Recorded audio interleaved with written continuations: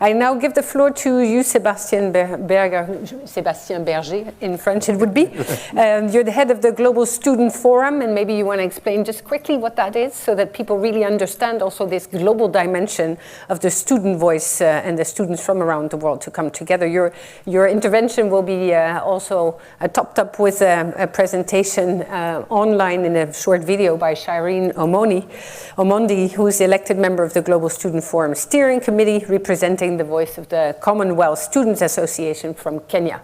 So I give you the floor, and you have a great task to also voice what students are expecting and also doing.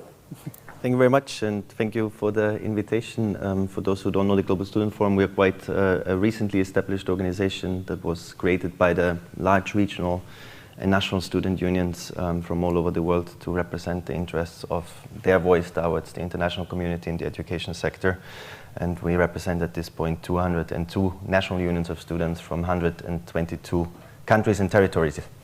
To answer to the question, I think Professor Sterling and also President Hunchai framed the issue incredibly well when talking about market-oriented education that is primarily aimed at boosting growth and therefore intrinsically serving a broken system. And this broken system is fundamentally the reason why we are here, where we are today.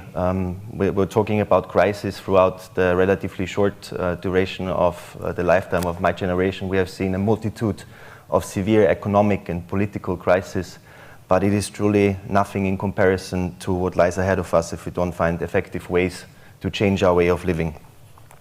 Historically, a holistically reimagined approach to education must nurture the skills, the attitudes, the knowledge, but also the values for future generations to truly grasp the urgency to rethink the way that we are exploiting our planet and the most vulnerable groups among us, and that those who contributed the least to this crisis are paying and will continue to pay the heaviest price of us all.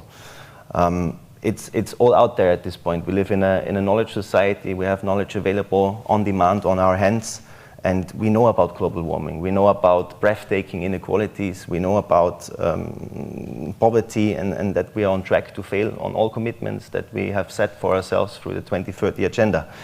And for education to fulfill its role, we need this whole sector approach. We need unprecedented commitment and alignment among all parties involved in the process of education.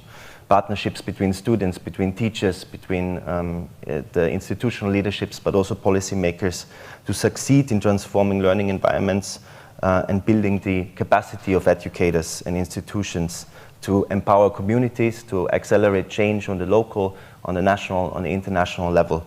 And for this new approach, I think it is key to instill hope in learners, while also not sparing the truth that if we don't act now with urgency and collectively, that the future looks really, really grim for our species if we don't radically change our ways. And ESD and active global citizenship education is, I think, one of the really good cards that we have left on our hands, but we need to make sure to play it timely and to play it well. Yes, thank you very much.